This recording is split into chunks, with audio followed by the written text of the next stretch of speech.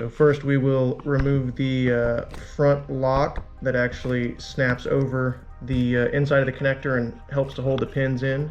So we need to get that out first, and I kind of put my finger in front of it so it doesn't go flying out of there. So that lock is now loose. We can pop it out. Now we have access to the pins, and then there's a catch down inside of the connector, which is kind of hard to see on camera, but you have to get those catches released in order to pull the wires out. So we'll take our small flathead screwdriver, slide that in. Right when I feel it hit the catch, I'm going to kind of push down on it and at the same time pull back on the wire.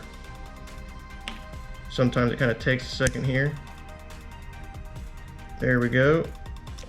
And it releases the pin, and now we'll do the next one.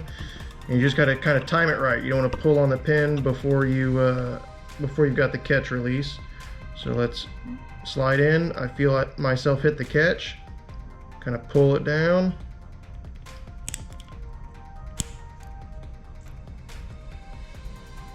And we'll pull back, and it releases that.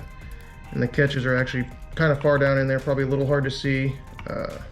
Right down inside the connector, and that's where they actually lock into the holes on the pin. And so then if you need to repin it, you actually just take them, make sure you have everything oriented correctly, which typically won't go in unless you do.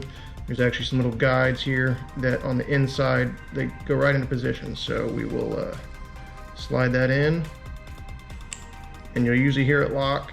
I'll actually try to put it in upside down just so you can kind of see it hits a stop, of course. So now we turn it to the correct position, and then you hear it lock. Once that catch grabs, take our front face, make sure we have it turned correctly, slide it on, and make sure it locks in position. And that's it.